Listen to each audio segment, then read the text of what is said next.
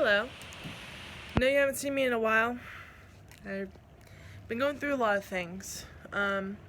Start on positive notes first. The reason why I've been gone so long is that I've been going through a bunch of things. But I just want to let you know that I don't live by myself anymore in an apartment.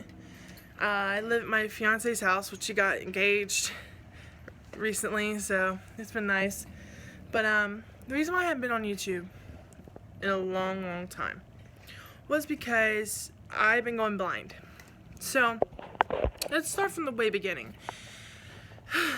So in March, I believe that's when I noticed it happened.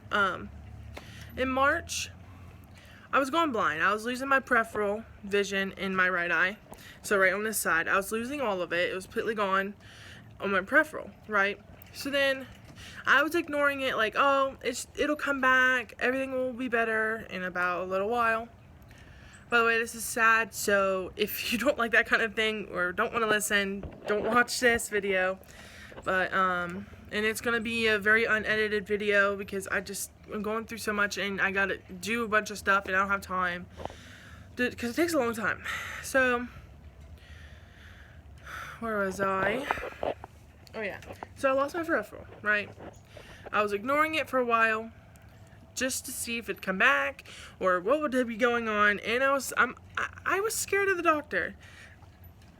My blood pressure would raise to extreme levels of 200 and something just from being in a doctor's office for not even a bad reason, maybe not even for myself. I still had high blood pressure because of being at doctors. I just don't like needles, I don't like doctors, I don't like that kind of thing. I don't know why I'm like that, I just am. So I was ignoring because I didn't want to go to the doctor. Well, then eventually Pumpkin Show came, which is a festival for Ohio people, and it happens in October. So that came around, and I had to have my dad guide me around Pumpkin Show because I couldn't walk by myself. Oh, by the way, I'm outside because the light's better and everything, so I couldn't walk by myself.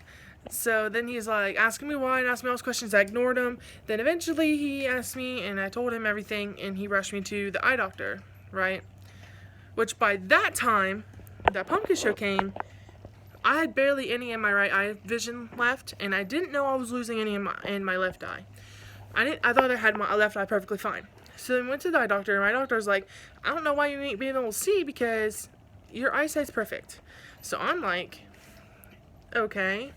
So then we went to this special eye place, and he did this light thing on my eyes, and saw with that thing that, hey, I lost almost all this eye, and I lost a little more, like the peripheral plus a little more on this one, and I'm like, I didn't know I lost any on that eye, so I was concerned and scared, and then they rushed us to the ER. So we went to the ER.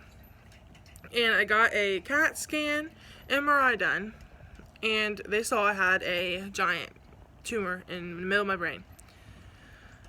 So I was freaking out, and then literally I got rushed to Riverside, which is like an hour away from where I live. And it was a very serious thing. It's very scary. It was large. You know, everything you hope it isn't. It is.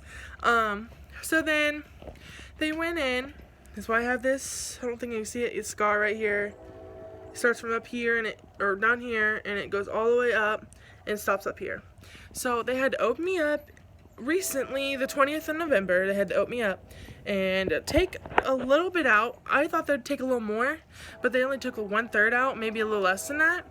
And then they tested it. And then a little later, I'm still recovering from that surgery. Trust me, I'm very weak. For like the symptom, like what I had to go through after surgery was my eyes completely swelled shut, but almost both of them were. Which my good eye was the one that swelled, so like the one I had more eye vision in, right? So then, after surgery, I've had to deal with that, and it went down, and I lost my eyesight, sadly. So the eyesight more I lost this eye completely. And this eye about has 20% eyesight left.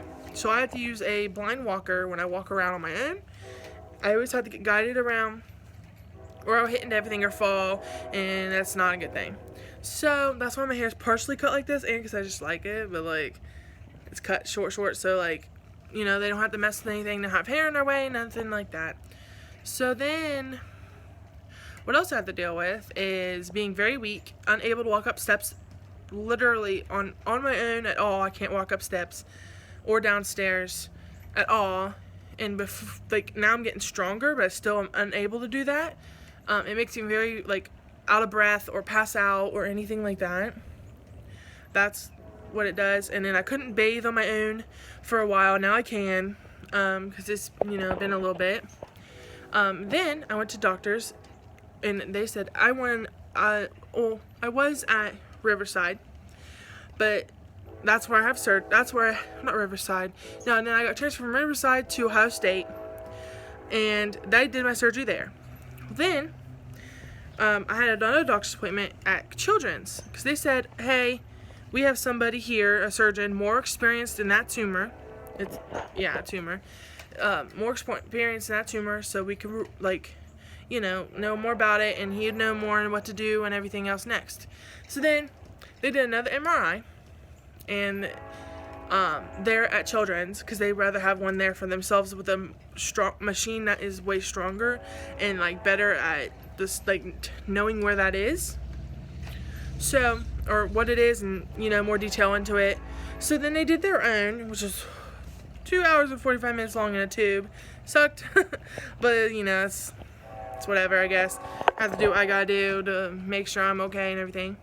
So then that's when I found out my results of what the tumor was and everything, and I was hoping it was benign because my surgeon, sorry about the train, really am,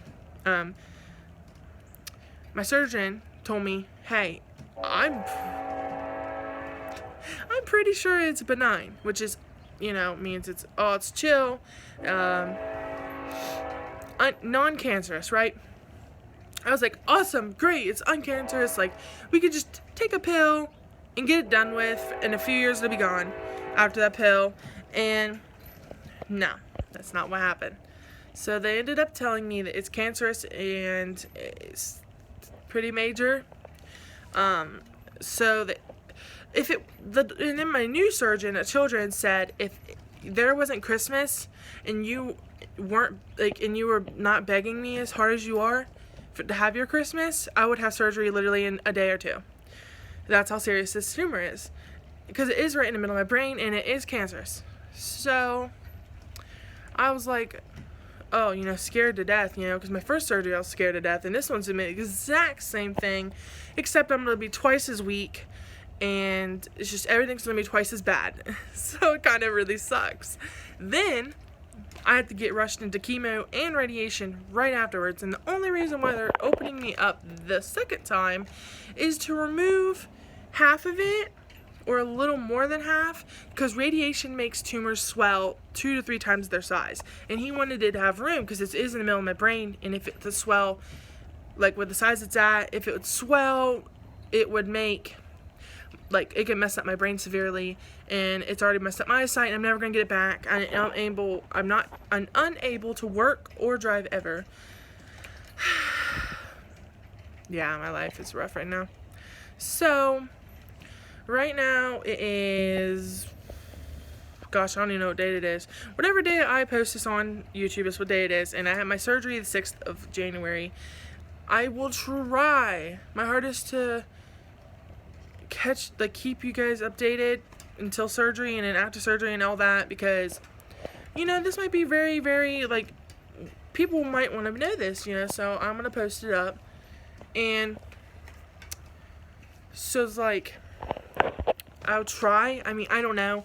I'm letting you guys know this now because it is so hard, because I have to have, like, constant MRIs. And then they said after, for like 4 or 5 years, I have to have MRIs every 3 months, which sucks.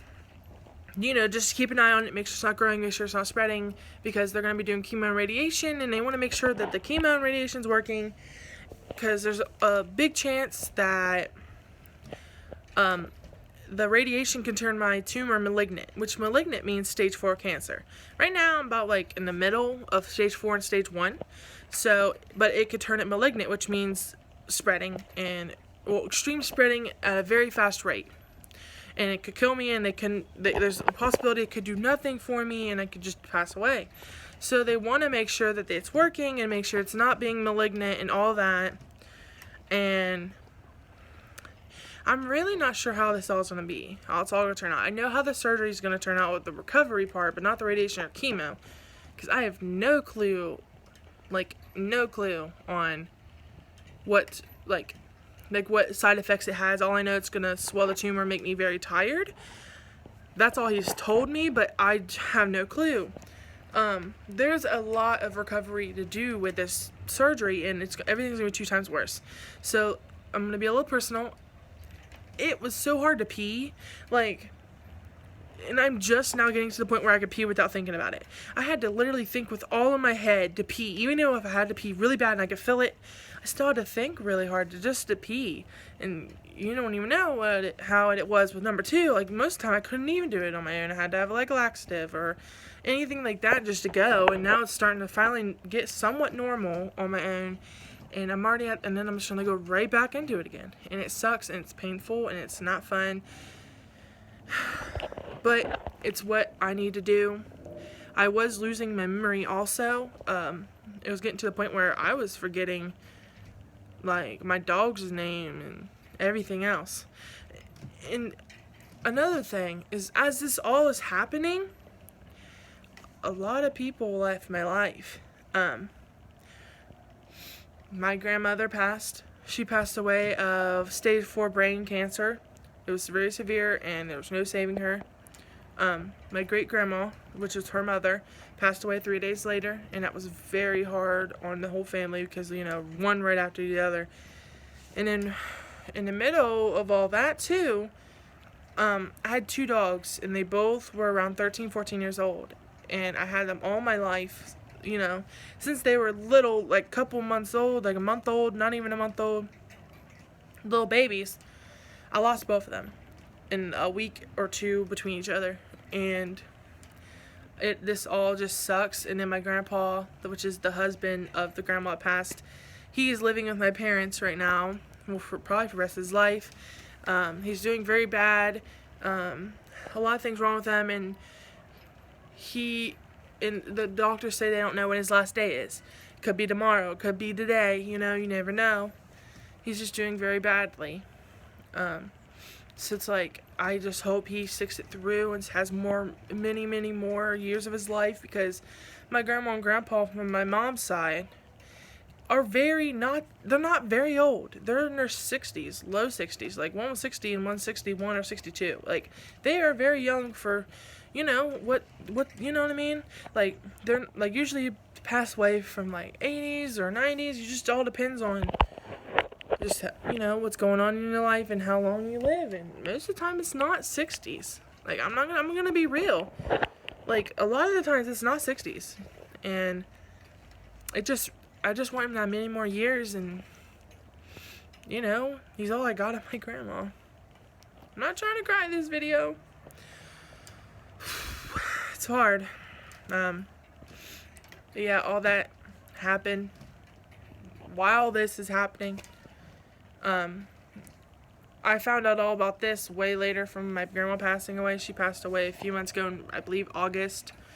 So she didn't even know about it, and I didn't know about it, which I'm glad it kind of was like that, because if she would have found out I had to, somewhat of the same thing, it's not the same thing because hers was different, but somewhat of the same thing, she would have freaked out, and it would have been an unenjoyable time, because I did quit my job to spend the, last times with her, and it was 3 days later she passed away after I quit my job, so I was able to spend some time with her before she passed.